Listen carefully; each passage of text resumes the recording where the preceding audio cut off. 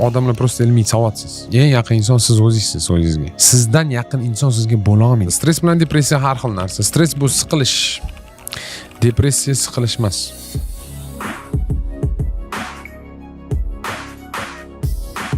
Davron aka, sizdan ko'pincha qaysi kitoblarni o'qish tavsiya qilishingizni so'rashadi. Men boshqacharoq savol bermoqchiman. Siz qaysi kitoblarni o'qimaslikni tavsiya qilasiz?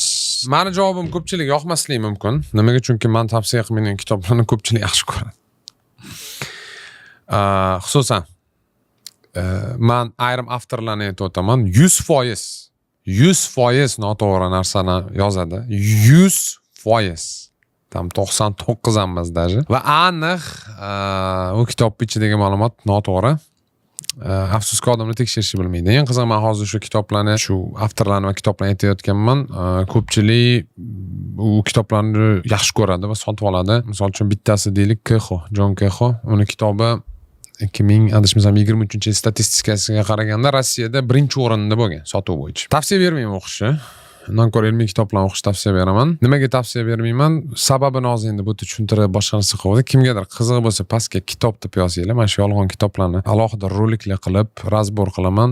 Misol uchun tam Dispenzani kitoblari, Vadim Zeland kitoblari, polni yolg'onga to'la Rhonda Byrne kitoblari, Hokimiyat 300 mi degan bitta kitob bor edi. U ham polni shlak kitob, ko'pchilik ishonadi ichidagi narsalarga. Va hokazo. Kurt Deutsch, misol uchun psixogenetika haqida, Waynona Seibel ismini almashtirgan bo'lishi mumkin ozgina, Theta Healingmi shunga o'xshagan yo'nalishlar. Polni yolg'on ma'lumotga to'la va juda ham zararli kitoblar. Ularning zararlari bilvosita bo'ladi. Buni ham tushuntirish qiyin, afsuski. Tavsiya qilmayman mana shu kitoblarni o'qish.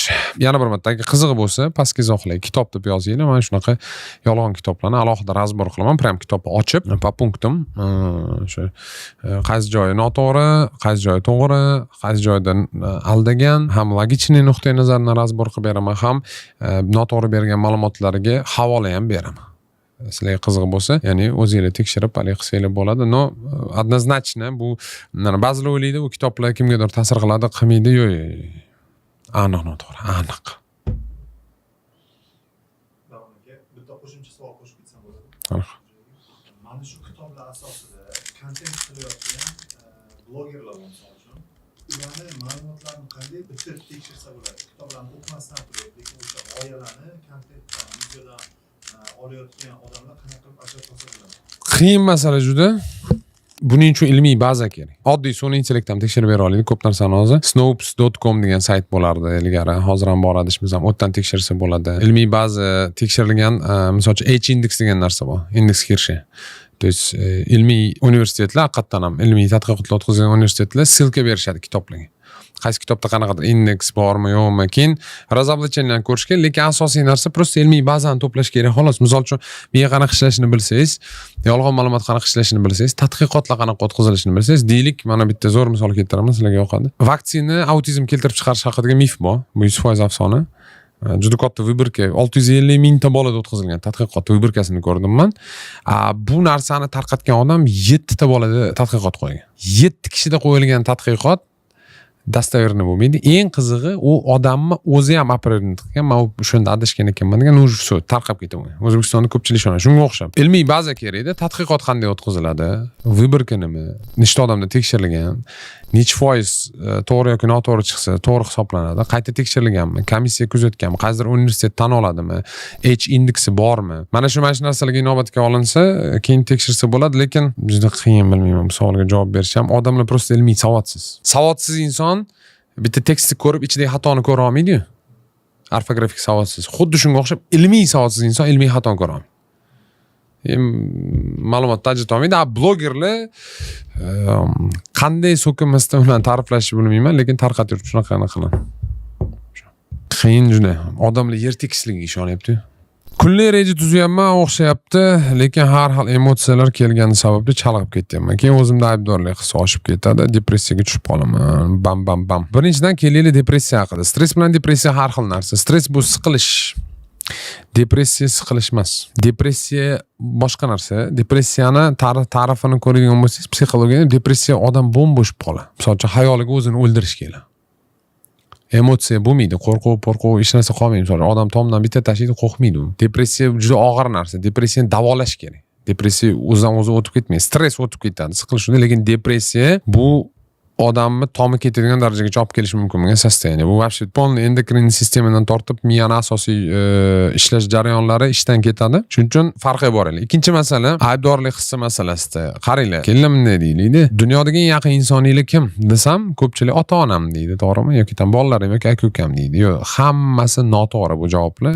Eng yaqin inson siz o'zingizsiz, o'zingizga. Sizdan yaqin inson sizga bo'la olmaydi. Bu narsa fizik imkon yo'q. Tushunasizmi? Butun umr ota-onangiz oldingizda bo'lmaydi. Hayotingiz 99%ni ota-onangiz bilan o'tkazmaysiz. Yoshligingizda o'tkazasiz, so bo'ldi. Tam keyin 13-12 yoshdan keyin maktabda o'tadi, ko'chada o'tadi, yosh asosiy qismi. Ota-onangiz sizni tanimaydi ham dash ko'p holatda. Sirlaringizni bilmaydi, qanaqa odamligingizni bilmaydi. Chunki ota-ona oldida boshqacha bo'lamiz. Shuning uchun tushuningki, dunyodagi eng yaqin insoningiz sizsiz o'zingizga va siz o'zingiz past ko'ryapsiz. Nima keragi bor shu narsa? Men doim o'ylayman, men masalan, menda aybdorlik hissi bo'lmaydi. Menda yo'q aybdorlik hissi. Men bezmasmanmi? Yoki tam kimgadir borib nimadir qilib qo'pollik qiladigan odam emasman. Men prosta mabodo qaysidir xato qilib qo'ysam, nimadir bo'lsa yoki men nimadir o'xshata olmasam, bo'lmayotgan bo'lsa, dangasalik qilayotgan bo'lsam, men o'zimni ayblamayman. Chunki men odamman. Menda nima deydi, robot emassiz-da, tamomda bo'lib turadi. Misol uchun bitta rejani qilyapsiz, o'xshamadi. Ikkinchi rejani qilyapsiz, o'xshamadi. Tashab qo'yapsiz, yana qaytadan boshlang. Tashiysiz yana boshab tashlayvering, nima masala? Umuman bo'lmagandan shu yaxshi. Qanaqadir idealni boshingizga tiqasizlarda keyin o'zingizlarni ayblab yurasizlar. Misol uchun men yoshim 34 da. Nima mendan yoshi mendan ko'p pul topadigan odamlar yo'qmi? Tiqilib yotibdi. Nima qilishim kerak endi? Men nima qilay? Yozinglar izohlaga, nima qilay? Nima qilay? Ya'ni 25 yoshga kirgan bola $10 million puli bor ekan. Xo'sh, nima qilishim kerak? Borib poyezdagi o'zim tashiyman. Nima qilay? Tushunasizmi? Qanaqa aybdorlik hissi? Sizni hayotingiz, sizga tegishli xolos, boshqa kimgadir tegishli emas. Va siz eng yaqin insoningizsiz. O'zingiz gnabit qilmang, hatto. O'zingiz поддержка qiling, hatto. Tushunyapsizlarmi? O'zingiz hurmat qiling. Shuning uchun men doim aytaman, aybdorlik hissi bu takoy bir g'alati fenomen men uchun. Men odam aybdorlik hissini his qilish kerak deb o'ylamayman. Agar mabodo nimadir ayb ish qilib qo'ygan taqdiringizda ham o'sha ayb yoki to'g'rilash kerak. Ya'ni men bitta masalada borib hech kimdan uzr so'ramaslik haqida gapirmayman. Men neprav bo'lsam ham uzr so'rashga tayyorman ko'p holatda. U xato qilgan bo'lsa ham, mabodo konfliktga qarab ketayotgan bo'lsa, mana shu konflikt bo'lmasligi uchun bo'ldi. Uzr, men noto'g'ri qilman deyishga ham tayyorman. Lekin men o'zimni hech qachon moralni ezib, pastga urib, o'zimda aybdorlik hissini his qilmayman. Bu narsani yaxshilab tushunib oling. Shuning uchun dunyodagi eng yaqin insoningiz sizsiz. Sizdan yaqin inson siz uchun boshqa hech qachon bo'lmaydi. Hech qachon. Shunaqa. Hayotda oddiy odam maqsadlariga erishish uchun qanchalik egoist bo'lish kerak? Endi savol endi ajoyib ekan bu. Egoist. Endi hamma egoist o'zi. То есть men здоровый egoizm degan gap bor, ya'ni sog'lom egoizm. Egoizm. Nima degan sog'lom egoizm? Sog'lom egoizm degani qanchadir ham miqdorda o'zingizni o'ylashingiz kerak. Tushunasizmi? Oilangizni o'ylaysiz, o'zingizni o'ylaysiz. O'zi mana kruglar bor. Birinchi krugda kim turadi? Oila. Ikkinchi krugda deylik tam qarindoshlar misol uchun. Uchinchi krugda do'stlar. To'rtinchi krugda tam sinfdoshlar. Va hokazo ketaveradi. Kruglar bor. Misol uchun O'zbekistonlik birorta odam bo'lsa, hamyurtim bo'lsa, men u odamni tanimasam ham, deylik Amerikada men u bilan ko'rishsam, boshqa bo'lsa, men uchun amerikalikka qaraganda u yaqinroq. Shunchaki o'zbekistonlik bo'lgani uchun. U ham qaysidir krugimda. Yoki deylik birorta umuman tam Vyetnamlik qattiqdir, umuman tanimaydigan birorta odamim bordi. Tam bitta ko'chada bitta hayvon bor.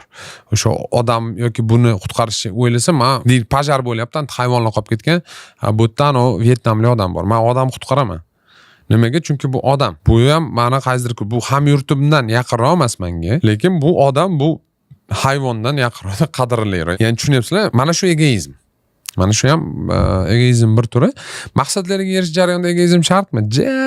Shart bu bo'lmaydi. Lekin egoist bo'lishga majbur bo'lasiz ba'zida. Nimaga? Misol uchun tasavvur qilinglar, ayol solmoqchiman. 8 yoki 9 uyda o'tiribman, shug'ullanyapman.